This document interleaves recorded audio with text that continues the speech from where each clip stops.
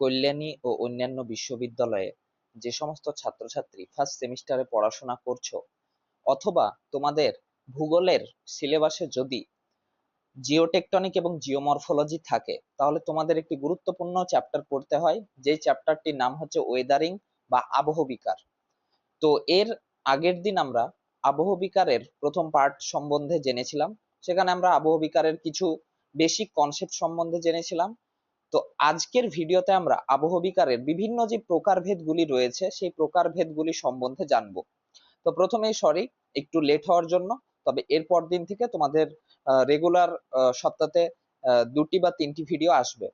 তো তোমরা প্রত্যেকটা ভিডিও দেখবে, এবং যারা নতুন আজকে দেখছো ওয়েদারিং এর সেকেন্ড পার্টটা, তারা অবশ্যই ফার্স্ট পার্টটা দেখে আসবে, না হলে তোমরা বুঝতে পারবে না। তো ওয়েদারিং বা আবহবিকার এটা জিওমরফোলজির একটি পার্ট। তো আবহবিকারের অনেকগুলি প্রকারভেদ রয়েছে, সেই প্রকারভেদগুলি সম্বন্ধে আজকে জানবো আমরা। প্রথম ভিডিওতে আবহবিকারের যেই মূল 3টি প্রকারভেদ, সেই প্রকারভেদ 3টি সম্বন্ধে একটু বেসিক ধারণা জেনেছিলাম যে এগুলো কি জিনিস, সেগুলোই আজকে আমরা বিস্তারিত জানবো। তো এই যে প্রকারভেদগুলো, এগুলো তোমরা ছোটতে 11-12-এ পড়েছো, কিন্তু অতটা মানে ডেসক্রিপটিভ ভাবে পড়োনি। এবার আমরা ডেসক্রিপটিভ ভাবে পড়বো, প্রত্যেকটা বিষয় জানবো, এখানে অনেক বিষয় রয়েছে। তো ওয়েদারিং বা আবহবিকারকে প্রথমত 3টি পার্টে ভাগ করা হয়, মানে আবহবিকার প্রক্রিয়াটাকে মূলত প্রথম 3টি ভাগে ভাগ করা হয়। সেই 3টি ভাগ হচ্ছে, 1 নম্বর হচ্ছে মেকানিক্যাল ওয়েদারিং। মেকানিক্যাল ওয়েদারিং, যেটাকে আমরা আবার ফিজিক্যাল ওয়েদারিংও বলে থাকি। ফিজিক্যাল ওয়েদারিংও বলে থাকি। মেকানিক্যাল বা ফিজিক্যাল ওয়েদারিং এর বাংলা হচ্ছে ভৌত আবহবিকার। আর আবহবিকারের আরেকটি প্রকারভেদ হচ্ছে বা আরেকটি ভাগ হচ্ছে, সেটা হচ্ছে কেমিক্যাল ওয়েদারিং। Chemical Wuthering. এবং 3 নম্বর পার্ট হচ্ছে বায়ো জিওলজিক্যাল ওয়েদারিং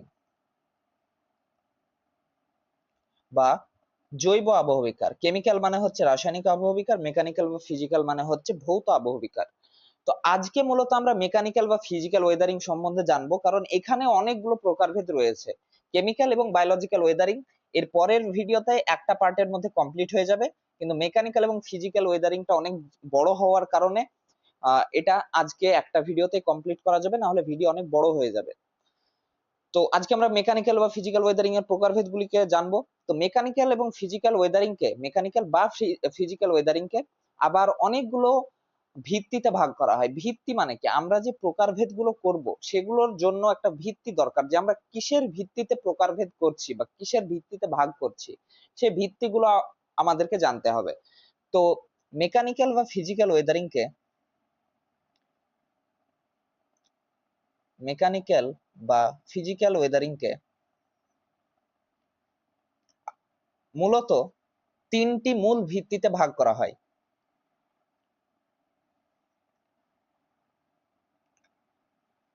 একটা হচ্ছে ইনসোলেশন ওয়েদারিং। Insolation weathering. 2 নম্বর হচ্ছে weathering due to loading and unloading. এবং 3 নম্বর হচ্ছে ক্রিস্টাল ওয়েদারিং।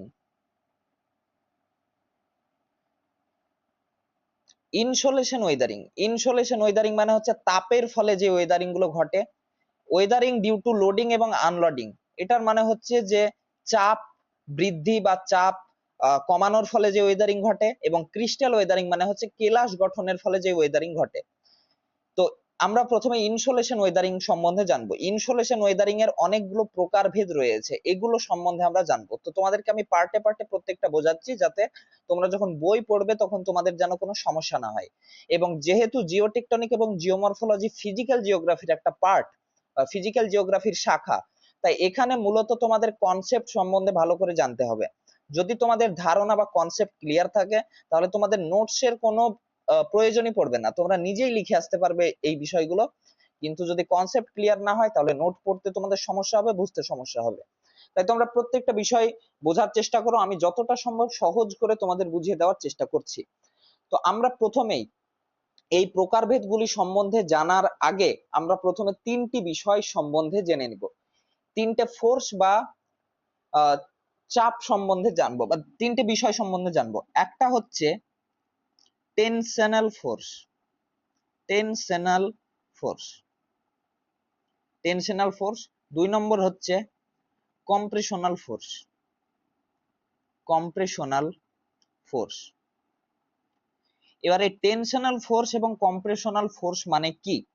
টেনশনাল ফোর্স মানে হচ্ছে প্রসারণ বল, প্রসারণ বল। আর কম্প্রেশনাল ফোর্স মানে হচ্ছে সংকোচন বল। আবহ বিকার কিন্তু এই দুটো প্রক্রিয়ার মাধ্যমেই ঘটবে। আমরা যে প্রত্যেকটা প্রকারভেদ জানবো এই দুটো ঘটনাই কিন্তু ঘটবে। এই দুটো ঘটনা কি? টেনশনাল ফোর্স বা প্রসারণ বল কি?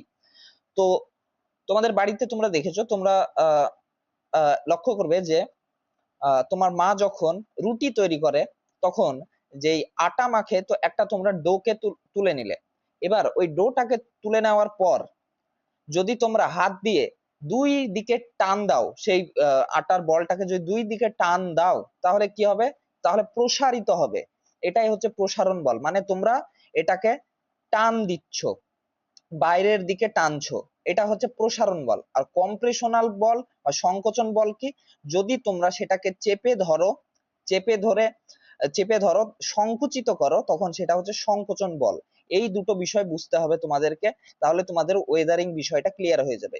এবার এই প্রসারণ বল এবং সংকোচন বল মানে তোমরা প্রসারিত করছো একদিকে এবং একদিকে সংকুচিত করছো, এই দুই ঘটনা যখন ঘটে তখন কি হয়? তখন স্ট্রেস তৈরি হয়।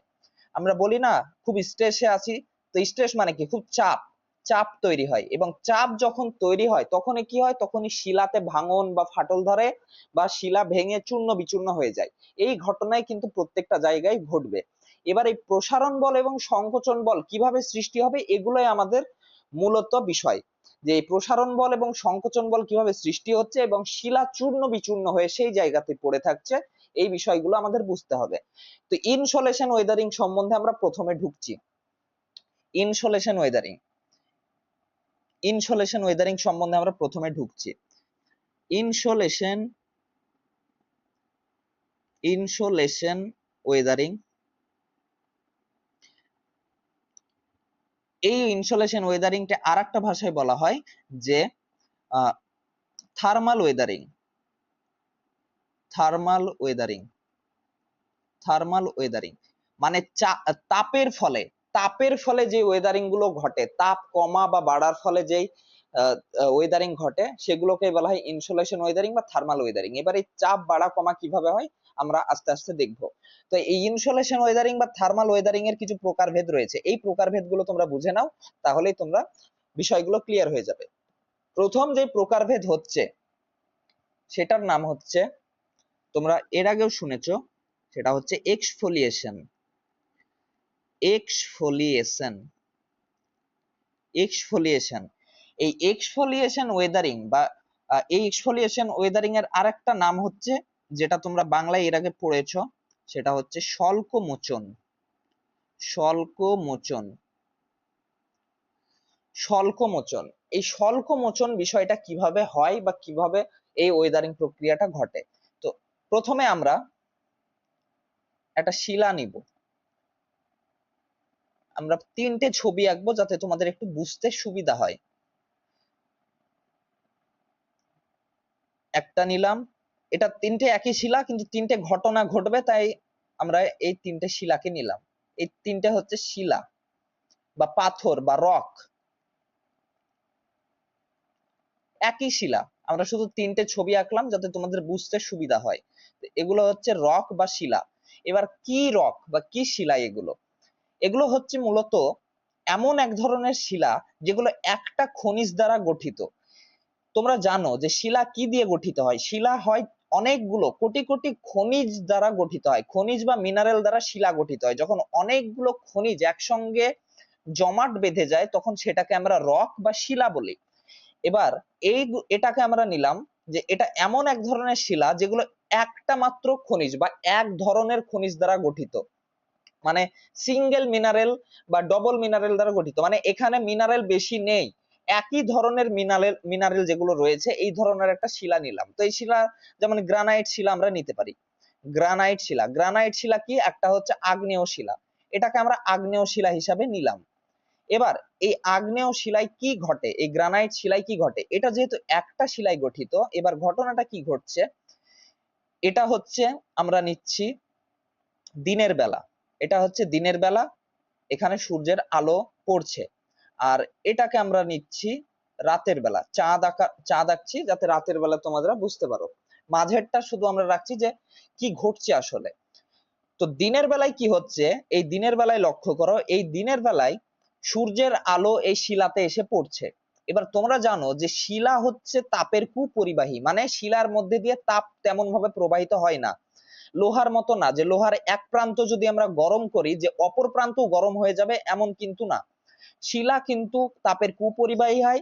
তাই যদি এই সূর্যের আলো যখন এই শিলায় এসে পড়ছে, এই শিলার উপরের ধার মানে এই উপরের পৃষ্ঠ কিন্তু গরম হচ্ছে, এই উপরের পৃষ্ঠ গরম হচ্ছে বা হিট হচ্ছে। এবার এখানে যেহেতু কিছু কিছু খনিজ থাকে, এই শিলাগুলো কিছুটা প্রসারিত হয়ে যায়, প্রসারিত, আমরা এই প্রসারণ বল দেখলাম, মানে একটু এক্সপ্যান্ড হয়ে যায়, একটু এক্সপ্যান্ড হয়ে যাচ্ছে, দিয়ে দেখা যাচ্ছে যে একটু বড় হয়ে গেল, এই উপরের ধারটা একটু বড় হয়ে গেল, এই উপরের ধারটা একটু বড় হয়ে গেল। এবার আমি যে এত বড় আঁকছি এইরকম না, এটা এত পাতলা ঘটে যা চোখে দেখা যায় না, শুধু আমি তোমাদের বোঝানোর জন্য বলছি, এটা একটু বড় হয়ে গেল বা একটু সংকুচিত হলো, কিন্তু এর বাইরের ধার সংকুচিত হলো, কিন্তু এই ভিতরের ধারে তো তাপ পৌঁছাতে পারছে না, কিন্তু এই ভিতরের ধার তাহলে প্রসারিত হচ্ছে না, কিন্তু বাইরের ধার, এই বাইরের লেয়ারটা একটু প্রসারিত হয়ে একটু বড় হয়ে যাচ্ছে, দিনের বেলায় এটা ঘটছে। রাত্রি বেলায় কি ঘটছে, রাত্রি বেলায় যখন সূর্য আর থাকে না, চাঁদ ওঠে, অর্থাৎ রাত্রি হয়ে যায়, তখন কি হয়, তখন যে মানে তাপগুলো থাকে, তাপগুলো রেডিয়েট বা বিকিরণ হয়ে চলে যায়। এবার তাপ যখন বিকিরণ হয়ে চলে যায় তাহলে ঠান্ডা হবে। তো দিনের বেলায় একটু প্রসারিত হয়েছিল, এবার রাতের বেলায় যখন তাপ চলে গেল, ঠান্ডা হয়ে গেল, তখন একটু সংকুচিত হয়ে যাবে, তাই বাইরের যে লেয়ারটা একটু সংকুচিত হয়ে একটু ছোট হয়ে যাবে, একটু ছোট হয়ে যাবে, কিন্তু ভিতরের ধারে কিন্তু কোনো পরিবর্তন ঘটছে না, এই ভিতরের ধারে কিন্তু কোনো পরিবর্তন ঘটছে না, যা ঘটছে তা হচ্ছে বাইরের লেয়ারে ঘটছে। এবার রাত্রিবেলায় কি হচ্ছে, রাত্রিবেলায় সংকুচিত হচ্ছে, কম্প্রেস হয়ে যাচ্ছে, আর আর দিনের বেলায় প্রসারিত হচ্ছে, মানে একটু বড় হয়ে যাচ্ছে। এবার এই ঘটনা যখন যখন 10 বছর 50 বছর ধরে ঘটবে, যেমন শিলা, ছোট শিলা হলে কম সময় হতে পারে, বড় শিলা হলে, পাহাড়ের মতো কোনো শিলা হলে যেটা অনেক বেশি সময় ধরে হতে পারে, কয়েকশো কয়েক হাজার বছর লাগতে পারে। এবার যখন 10 বছর 50 বছর 100 বছর ধরে এই শিলাগুলো এই প্রত্যেক দিন দিনের বেলায় গরম হচ্ছে আর রাত্রি বেলায় ঠান্ডা হচ্ছে, মানে দিনের বেলায় প্রসারিত হচ্ছে এবং রাতের বেলায় সংকুচিত হচ্ছে, তো এর মধ্যে একটা স্ট্রেস তৈরি হবে। এই এই যে এই যে এই যে এই পৃষ্ঠ রয়েছে, এই পৃষ্ঠতে কিন্তু স্ট্রেস তৈরি হবে বা চাপ তৈরি হবে, এবং চাপ একটা সময় এত পরিমাণে বেড়ে যাবে যে শিলা সেই চাপকে সহ্য না করতে পেরে কি হবে, এই শিলার বাইরের লেয়ার গুলো অনেকটা প্লেটের মতো বা পাতের মতো, বা তোমরা জানো পেঁয়াজের খোসা, পেঁয়াজ বা অনিয়ন যখন আমরা অনিয়নের উপরের লেয়ার গুলো আমরা ছাড়িয়ে নিই, তখন কি হয়, নিচে অনেকগুলো লেয়ার থাকে, তো ওই উপরের একটা লেয়ার যেমন আমরা ছাড়িয়ে নিই, ওইভাবে কি হয়, এর উপরের লেয়ার গুলো পেঁয়াজের খোসার মতো ঝরে ঝরে পড়ে যায়। এই যে ঘটনাটা ঘটলো, এই ঘটনাটাকে বলা হচ্ছে এক্সফোলিয়েশন, এক্সফোলিয়েশন বা স্বল্পমোচন। স্বল্প মানে হচ্ছে পাত বা উপরের লেয়ার বা পৃষ্ঠ যেটা ঝরে পড়ে, স্বল্প।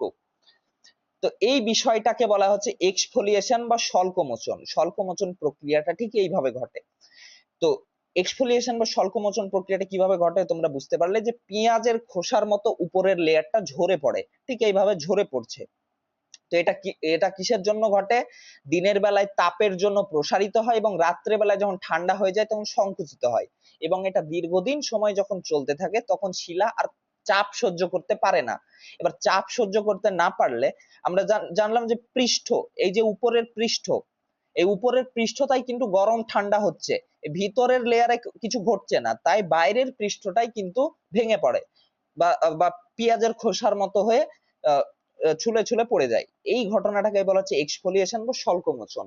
এবার এই স্বল্পমোচন প্রক্রিয়াটা কোথায় ঘটে থাকে? এই স্বল্পমোচন প্রক্রিয়াটা একটা উদাহরণ তোমরা দিবে, যখন নোট লিখবে তখন উদাহরণ দিবে যে এটা কালাহারি মরুভূমিতে ঘটে থাকে। কালাহারি মরুভূমিতে দেখা যায়, কালাহারি মরুভূমিতে দেখা যায়। এটা একটা এর একটা মানে বৈশিষ্ট্য বা উদাহরণ হিসেবে আমরা এটাকে ব্যবহার করতে পারি। এবার এই যে এক্সফোলিয়েশন ওয়েদারিং, এই এক্সফোলিয়েশন ওয়েদারিং এর কিছু তো বৈশিষ্ট্য রয়েছে, কিছু কিছু ক্যারেক্টারিস্টিক্স রয়েছে। ক্যারেক্টারিস্টিক্স গুলো কি হবে? ক্যারেক্টারিস্টিক্স বা বৈশিষ্ট্যগুলো কি হবে? তো প্রথম বৈশিষ্ট্য এটা যে এটা হচ্ছে একটা ইনসোলেশন ওয়েদারিং এর একটা প্রকারভেদ।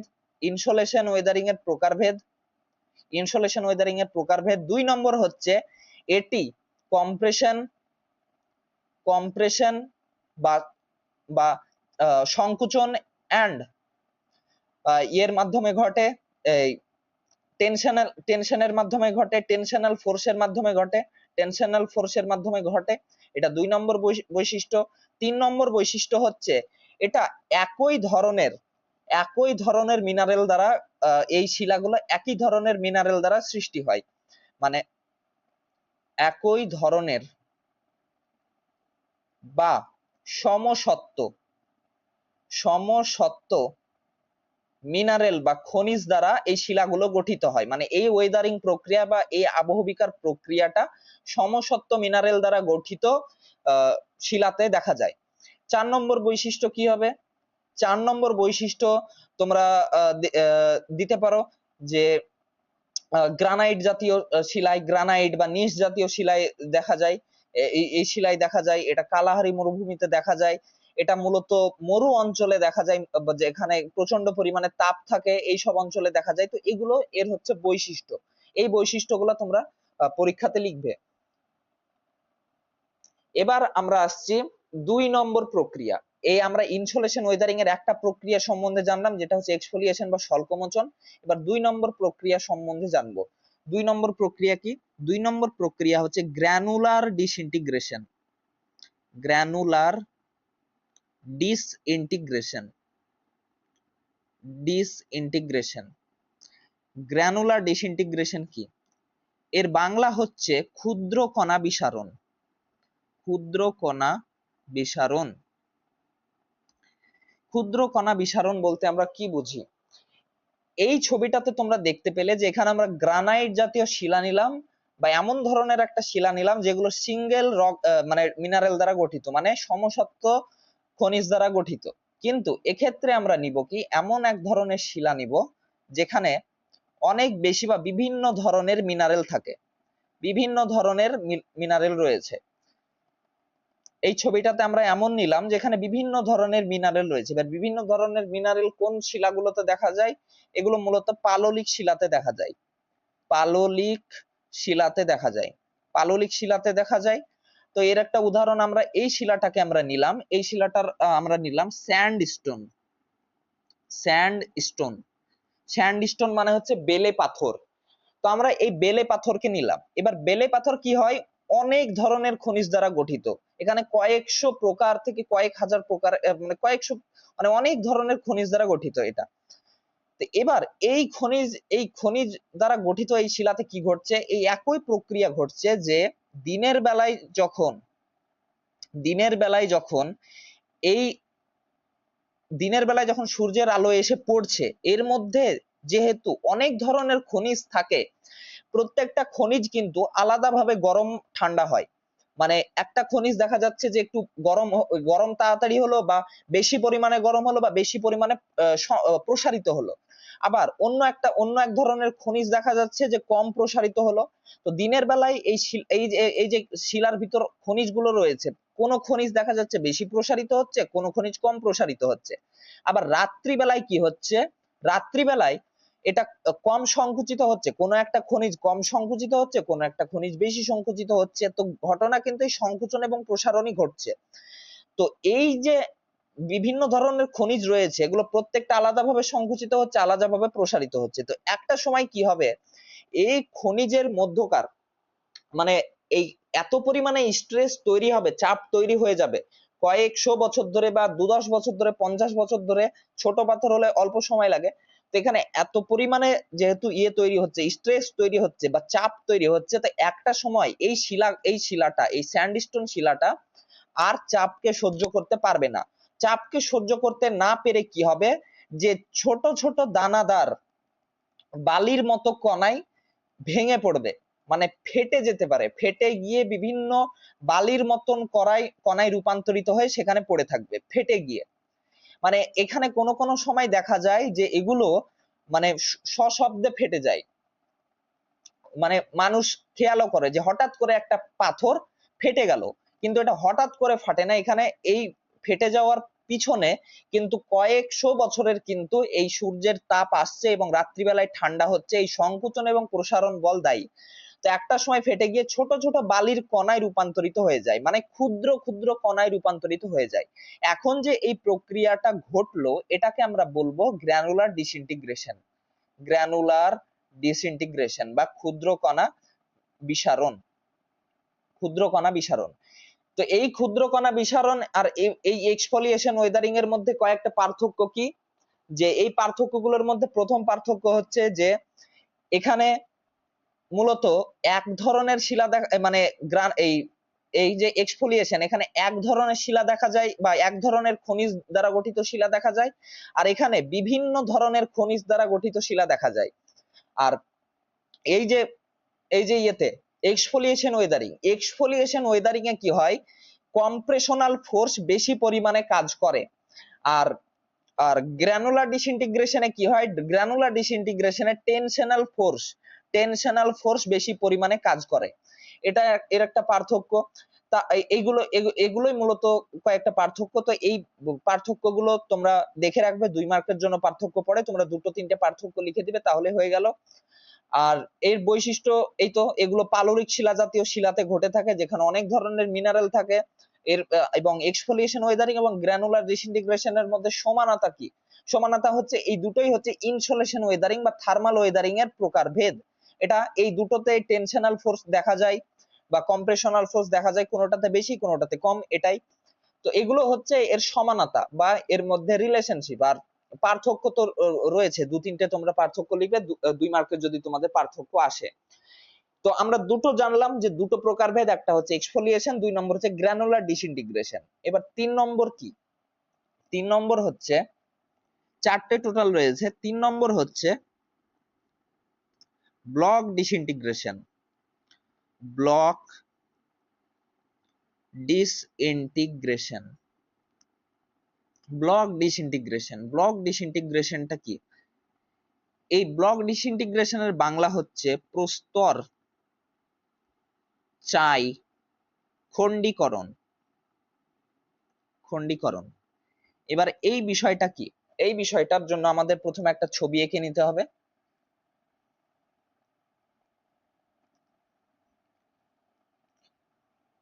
ধরে নাও একটা পাহাড়ের মতো একটা বিশাল একটা শিলার স্তূপ রয়েছে। এটা ছোট না, এটা একটা বড় একটা পাহাড়ের মতো শিলার স্তূপ, তোমরা এটাকে ধরে নাও, পাহাড়ের মতন শিলার স্তূপ ধরে নিলাম। এবার এখানে কি ঘটছে, এই একই ঘটনা দিনের বেলায় সূর্যের আলোতে এই শিলাটা প্রচন্ড পরিমাণে উত্তপ্ত হচ্ছে। উত্তপ্ত হওয়া মানে কি, উত্তপ্ত হওয়া মানে হচ্ছে একটু বড় হয়ে যাওয়া, প্রসারিত হয়ে যাওয়া, দিনের বেলায় প্রসারিত হয়ে যাচ্ছে। আর রাত্রিবেলা যখন চাঁদ উঠছে বা হিট গুলো রেডিয়েট হয়ে যাচ্ছে বা তাপগুলো বিকিরিত হয়ে যাচ্ছে, তখন কি হচ্ছে, একটু ছোট হয়ে যাচ্ছে, অর্থাৎ সংকুচিত হয়ে যাচ্ছে, একটু সংকুচিত হয়ে যাচ্ছে। এটা আমি বোঝানোর জন্য এত বড় হচ্ছে, কিন্তু এটা ডিফারেন্স বোঝা যাবে না, নিজের চোখ দিয়ে বোঝা খুব কঠিন, কারণ এটা কয়েক মিলিমিটারও হয় না। আমি শুধু তোমাদের বোঝানোর জন্য এইভাবে বড় বড় করে আঁকছি। তো এটা কি হচ্ছে, সংকুচিত হয়ে যাচ্ছে। আর এখানে দিনের বেলায় কি ঘটছে, প্রসারিত হয়ে যাচ্ছে, টেনশন ঘটছে, এবং রাত্রিবেলায় কম্প্রেশন বা সংকোচন ঘটছে। এবার দীর্ঘকাল ধরে যখন এই ঘটনা ঘটতে থাকবে, তখন কি হবে, এই শিলাটা একটা সময় কি হবে, খন্ডে খন্ডে ভাগ হয়ে যাবে, মানে এমন প্রেসার তৈরি হবে যে এটা বিভিন্ন খন্ডে খন্ডে রূপান্তরিত হয়ে ভাগ হয়ে যাবে। এই ধরনের খন্ডে খন্ডে ভাগ হয়ে যাবে, মানে একটা একটা ব্লকে ব্লকে ভাগ হয়ে যাবে। মানে এটা ছিল এই ধরনের, হয়ে গেল এই ধরনের। একটা সিঙ্গেল রক ছিল, সিঙ্গেল রকটা ভেঙে বিভিন্ন ব্লকে ব্লকে ভাগ হয়ে গেল। এগুলো প্রত্যেকটা হচ্ছে এক একটা ব্লক, এই ব্লকে ব্লকে ভাগ হয়ে গেল। এবং এই যে ওয়েদারিংটা ঘটলো, এই ওয়েদারিংটাই হচ্ছে ব্লক ডিসইন্টিগ্রেশন বা প্রস্তর চাই খণ্ডীকরণ। এই প্রস্তর চাই খণ্ডীকরণও কিন্তু মোটামুটি এই গ্রানাইট বা নিস জাতীয় শিলাতে দেখা যায়, মানে বিরাট বড় বড় আগ্নেয় শিলাতে বা রূপান্তরিত শিলাতে দেখা যায়। এই শিলাতে দেখা যায় না, পাললিক শিলাতে কিন্তু দেখা যায় না। এগুলো মূলত গ্রানাইট বা নিস জাতীয় এই আগ্নেয় এবং রূপান্তরিত শিলাতে দেখা যায়। মানে এগুলো প্রত্যেকটা বড় বড় ব্লকে ব্লকে ভেঙে যায়। একটা বড় শিলা যখন ছোট ছোট খন্ডে খন্ডে ভেঙে যায়, তখন আমরা সেটাকে বলবো প্রস্তরচায়ী খণ্ডীকরণ।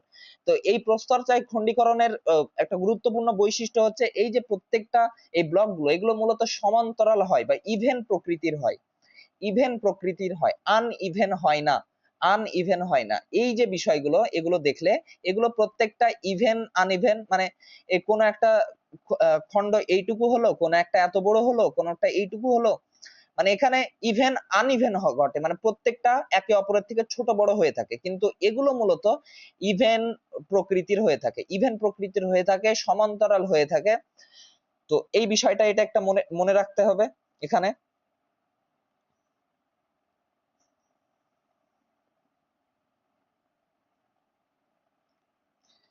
এবার আর একটা প্রকার হচ্ছে boulder cleaving. Boulder cleaving, boulder cleaving. এবার এই বোল্ডার ক্লিভিং বিষয়টা কি? বোল্ডার ক্লিভিং বিষয়টা কি তোমরা প্রথমে একটা ছবি এঁকে নিবে। তো এই এক ধর, এটা হচ্ছে এই যে রেখাটা আমরা আঁকলাম, এই রেখাটার মানে হচ্ছে এটা হচ্ছে মাটির পৃষ্ঠ বা ভূপৃষ্ঠ, এটা ভূপৃষ্ঠ।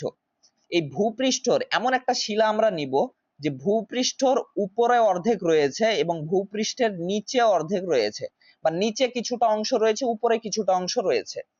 এবার ঘটনাটা আমরা একই নিব, যে দিনের বেলায় সূর্যের আলোতে এই উপরের অংশটা কি হচ্ছে, সংকুচিত প্রসারিত হচ্ছে, এবং রাত্রিবেলায় সংকুচিত হচ্ছে, রাত্রিবেলায় সংকুচিত হচ্ছে। এই উপরের অংশটা, এই লেয়ারটা কিন্তু প্রসারণ এবং সংকোচনের মুখে পড়ছে। কিন্তু এই যে নিচের লেয়ারটা, যেটা মাটির তলে রয়েছে বা ভূপৃষ্ঠের তলে রয়েছে, এখানে কিচ্ছু ঘটছে না।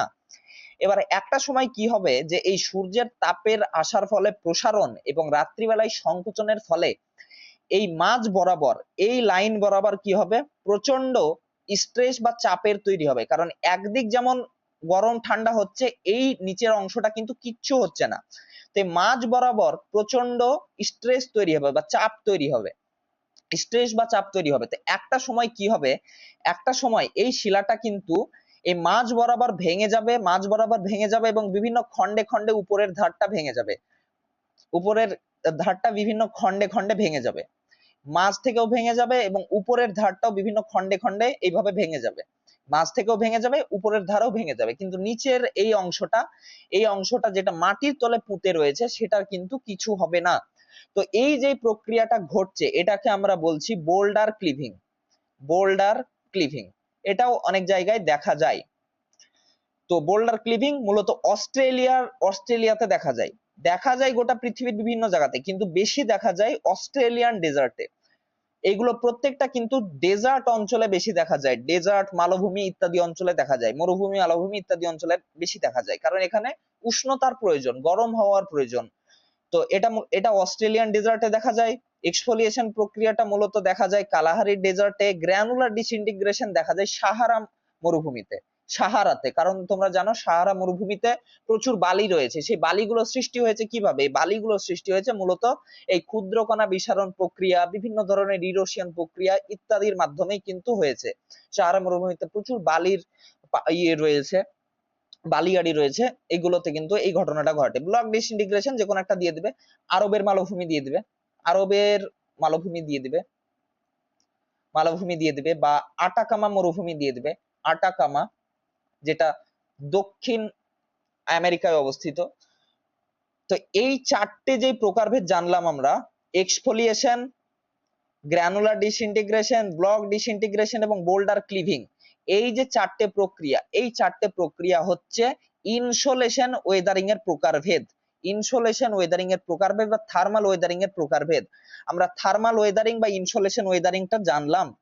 এবার আমরা কি জানবো? এবার আমরা জানবো যে ওয়েদারিং ডিউ টু লোডিং এবং আনলোডিং এই বিষয়টা কি এবং এর প্রকারভেদ গুলো কি কি। আমরা এখানে লিখবো weathering due to loading and unloading. এই এই যে বিষয়টা আমি লিখলাম, এটা দুটো প্রকারভেদ রয়েছে। এই দুটো প্রকারভেদ যদি তোমরা বুঝে নাও তাহলে তোমাদের লোডিং এবং আনলোডিং বিষয় বলতে আমি কি বোঝাতে চাইছি তোমরা বুঝে যাবে। তো প্রথম প্রকারভেদ হচ্ছে স্পেলিং এবং 2 নম্বর প্রকারভেদ হচ্ছে সিটিং। এবার স্পেলিং এবং শিটিং বিষয়টা কি? প্রথমে শিটিং বিষয়টা আমি বুঝিয়ে দিই। ধরে নাও এটা হচ্ছে একটা শিলার স্তর, এটা হচ্ছে একটা শিলার স্তর বা শিলার একটা লেয়ার বা খণ্ড, শিলার খণ্ড বা লেয়ার রয়েছে। এবার এই লেয়ারটার উপরে কি হচ্ছে, কয়েক হাজার বছর ধরে বা কয়েকশো বছর ধরে বা 200-500 বছর ধরে কি হচ্ছে, এর উপরে মাটি, বালি বা দেখা যাচ্ছে হিমবাহের বরফের আস্তরণ উপরে জমে রয়েছে। এর উপরে আস্তরণ জমে রয়েছে এবং নিচে রয়েছে রক। এটা হচ্ছে রক এবং এখানে একটা আস্তরণ রয়েছে। কিসের আস্তরণ রয়েছে? হয় মাটি হতে পারে, অথবা বালি হতে পারে, অথবা হিমবাহ, যেখানে বরফ থাকে সেই হিমবাহের আস্তরণ থাকতে পারে। তো কয়েক হাজার বছর ধরে রয়েছে। এবার কয়েক হাজার বছর ধরে যখন রয়েছে তখন কি করবে, এই যে উপরে কয়েক হাজার টন এই আস্তরণ চেপে রয়েছে, এর তো নিজের একটা ওজন রয়েছে। এই ওজনটা কি করবে, এই ওজনটা এই যে শিলার স্তরটা রয়েছে এই স্তরটাতে চাপ সৃষ্টি করে রাখবে, মানে এটাকে চেপে ধরে বসে থাকবে কয়েক হাজার বছর ধরে। এবার হঠাৎ কি ঘটলো যে এটা যদি ধরে নাও হিমবাহের আস্তরণ থাকে, তো এমন সূর্যের আলো পড়লো, এমন তাপ বৃদ্ধি হয়ে গেল এই অঞ্চলে যে এই হিমবাহ গলে পানি হয়ে গিয়ে বয়ে চলে গেল। তাহলে ঘটনাটা কি ঘটবে, এই উপরে যে আস্তরণটা ছিল এই উপরের আস্তরণটা ঠিক আর এখানে থাকবে না, এখান থেকে ভেসে চলে যাবে। এবার ভেসে যখন চলে যাবে, এই যে লেয়ারটা যেটা কয়েক হাজার বছর ধরে চাপের মধ্যে ছিল, হঠাৎ করে কি হবে, এর চাপ মুক্ত হয়ে যাবে। এবার চাপ মুক্ত হয়ে যাওয়া মানে হঠাৎ করে ফুলে ফেপে উঠবে, ফুলে ফেপে উঠবে। তোমাকে মানে কোন একটা যেমন স্পঞ্জ, ধরে নাও একটা স্পঞ্জকে তুমি কিছু দিয়ে চেপে ধরে আছো, তো একটু সংকুচিত হয়ে থাকবে এবং যখন উপর থেকে ভারী জিনিসটা তুলে নিবে তখন একটু ফুলে উঠবে। তো এই শিলার ক্ষেত্রেও তাই, এখানে ফুলে ওঠার বিষয়টা চোখে দেখা যায় না, কিন্তু ফুলে ওঠে। এই যখনই ফুলে উঠবে হঠাৎ করে চাপ হ্রাস হবে, তখন এই হঠাৎ করে ফুলে ওঠার ফলে কিন্তু এই চাপ যখন হ্রাস হবে এই চাপটাকে আর সে সহ্য করতে পারবে না। তখন কি হবে, এই উপরের অংশটা, এই উপরের লেয়ারটা শীট বা একটা থালা বা প্লেটের মতো কি হবে, এই থালা বা প্লেটের মতো উঠে যাবে। এই থালা বা প্লেটের মতো উঠে এই মেন শিলা থেকে কি হবে, আলাদা হয়ে যাবে। এই মেন শিলা থেকে আলাদা হয়ে যাবে, মানে ছিল এই গোটাটা এই ধরনের ছিল, এখন ঘটবে যে এখন আলাদা হয়ে যাবে। এটা একটা রয়েছে এবং এর উপরে একটা প্লেটের মতো আর একটা শিলা এইভাবে থেকে যাবে, মানে উপরে একটা প্লেটের মতো বা থালার শীটের মতো কিন্তু উঠে যাবে। এই যে সিটিং, এই শীট একটা উঠে গেল, একটা একটা শীট উঠে গেল, একটা লেয়ার উঠে গেল, এই প্রক্রিয়াটাকে বলা হচ্ছে সিটিং প্রক্রিয়া। এবং এই সিটিং প্রক্রিয়াটা কিসের প্রভাবে ঘটলো, চাপ হ্রাসের প্রভাবে ঘটলো। চাপ হ্রাস মানে এর উপরে যে লেয়ার গুলো ছিল, এই বরফের লেয়ার ছিল, সেগুলো হটে গেল। মানে কি হলো, মানে ঘটলো যে এখানে আনলোডিং ঘটলো। মানে লোড হয়েছিল কিন্তু সেই লোড গুলো চলে গেল, আনলোডিং ঘটলো, এবং আনলোডিং যখনই ঘটলো এতটা পরিমাণে চাপ মানে একটু ফুলে উঠলো, তো এই সেই চাপটাকে সে আর সহ্য করতে পারলো না, যে উপরের লেয়ারটা কি হলো, ফেটে উঠে গেল বা একটা সিটের ন্যায় উঠে গেল। এই প্রক্রিয়াটাকে আমরা বলছি শিটিং। আর স্পেলিং প্রক্রিয়াটা হচ্ছে ঠিক তার উল্টো। উল্টোটা কি, যে একটা শিলা এইভাবে ছিল পড়ে, এর উপর হঠাৎ করে একটা নদী প্রবাহিত হলো বা কিছু একটা প্রবাহিত হলো, দিয়ে এর উপর এনে পলির আস্তরণ এনে জমা করলো, বা দেখা যাচ্ছে হিমবাহ এনে জমা করলো, বা কিছু একটা এনে এর উপর জমা করে দিল। এবার জমা যখন করে দিল তখন হঠাৎ করে কি হলো, চাপ বৃদ্ধি পেল। চাপ বৃদ্ধি পেল, চাপ যখনই বৃদ্ধি পাবে, হঠাৎ করে চাপ বৃদ্ধি পাবে, তখন এই যে শিলাটা এখানে একটা সিটিং মানে একটা সিটের মতো উঠে যাচ্ছিল, এখানে কি হবে না, এটা একটা খন্ডে খন্ডে ভাগ হয়ে যাবে, খন্ডে খন্ডে ভাগ হয়ে যাবে, এই শিলাটা খন্ডে খন্ডে ভাগ হয়ে যাবে স্পেলিং এর ফলে। তো এখানে কি ঘটলো, এখানে লোডিং ঘটলো, মানে লোড হলো, মানে চাপ লোড হলো, প্রেসার লোড হয়ে গেল। আর এই শিটিং এর ক্ষেত্রে কি হলো, প্রেসার আনলোডিং হলো, মানে প্রেসার কমিয়ে দেওয়া হলো বা প্রেসারটা চলে গেল। আর এই স্পেলিং এর ক্ষেত্রে প্রেসার চলে এলো। তো এটাই হচ্ছে লোডিং এবং আনলোডিং এর ফলে সৃষ্ট আবহবিকার, যার দুটো নাম হচ্ছে স্পেলিং যেটা লোডিং এর ফলে ঘটে, এবং সিটিং যেটা আনলোডিং এর ফলে ঘটে। তো এই দুটো প্রকারভেদ আমরা জানলাম। এবার আরেকটা রয়েছে, এটা হয়ে গেল weathering due to loading and unloading. এবার হচ্ছে আমাদের ক্রিস্টাল ওয়েদারিং বা ক্রিস্টালাইজেশন বা কেলাস গঠনের ফলে আবহবিকার। এটার জন্য আমরা একটা জায়গা নিয়ে নেব, কেলাস গঠন, ক্রিস্টাল ওয়েদারিং, ওয়েদারিং বা কেলাস, কেলাস গঠনের ফলে আবহবিকার। এই বিষয়টা কি, তোমরা কেলাস কি, কেলাসটা প্রথমে বলি। কেলাস, তোমরা একটা একটা পাত্রের মধ্যে জল নিলে এবং জলটাকে ফ্রিজে ঢুকিয়ে দিলে, ফ্রিজে ঢুকিয়ে দিলে 4 ঘন্টা 5 ঘন্টা পরে এসে দেখছো যে সেটা বরফ হয়ে গিয়েছে, মানে জলটা কি হলো, বরফ হয়ে গেল। এই যে বরফটা হলো, এই বরফটা কি, এই বরফটাই হচ্ছে তোমাদের কেলাস। এই কেলাস, তো এই কেলাসের ফলে কিন্তু আবহবিকার ঘটে। কিভাবে ঘটে আমরা জানবো। তো আমরা এবার, এতক্ষণ আমরা মরুভূমি বা এইসব জায়গাগুলো নিয়ে আমরা জানছিলাম, এবার আমরা একটু স্থানটাকে পরিবর্তন করে দিব, স্থান অঞ্চলটা পরিবর্তন করে দিব। পরিবর্তন করে কোথায় যাব, হয় আমরা হিমালয়ের মতো ঠান্ডা পর্বতমালায় যাব, অথবা দেখা যাচ্ছে যে মেরু অঞ্চলে চলে যাব, হয় আন্টার্কটিকা বা এইসব অঞ্চলে চলে যাব। এখানে আমরা চলে গেলাম যেখানে প্রচন্ড পরিমাণে ঠান্ডা রয়েছে, মানে এখানে বরফ তৈরি হয়।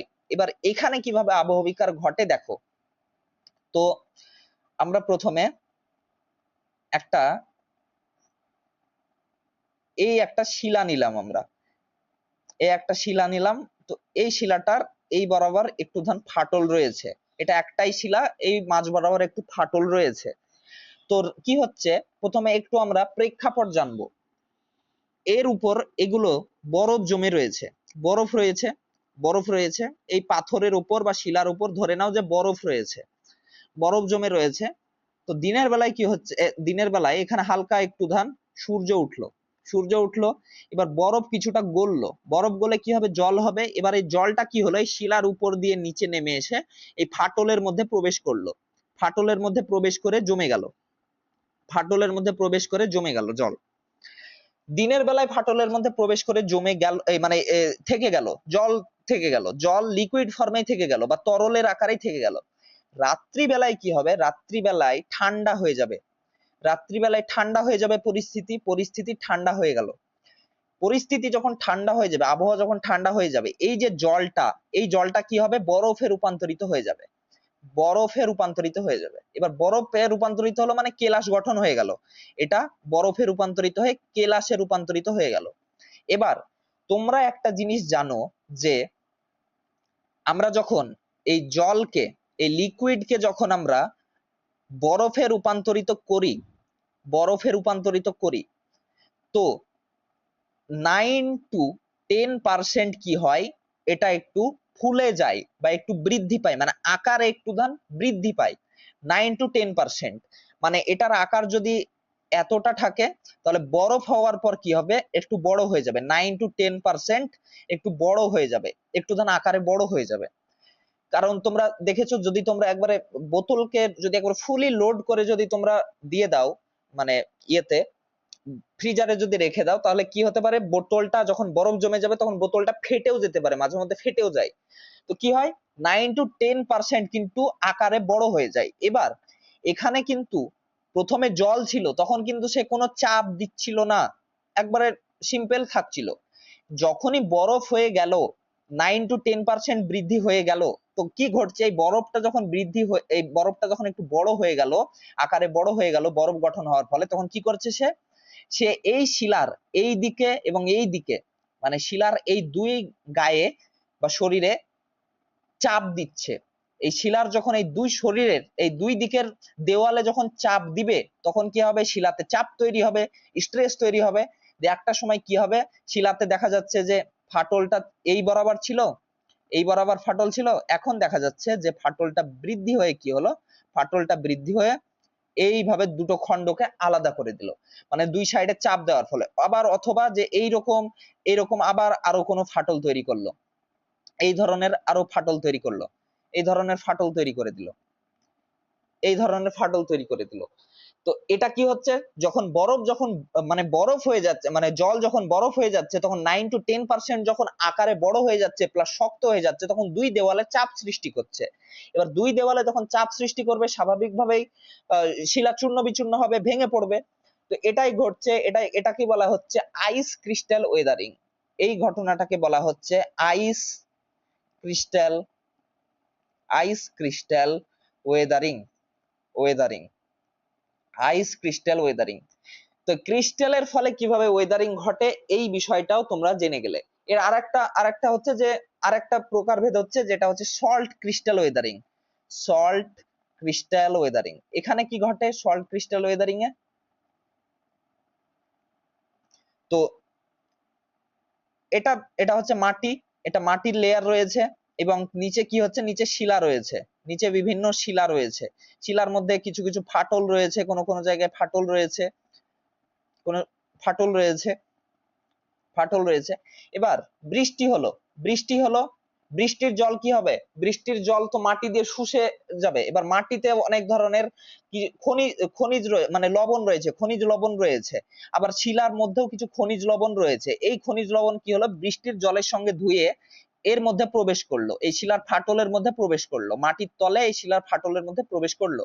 তো বৃষ্টি হয়ে জলের মাধ্যমে খনিজগুলো, খনিজ লবণগুলো ধুয়ে এর মধ্যে প্রবেশ করলো। এখন কিন্তু বৃষ্টির জলের সঙ্গে মিশে রয়েছে, জলের সঙ্গে দ্রবীভূত অবস্থায় রয়েছে লবণ।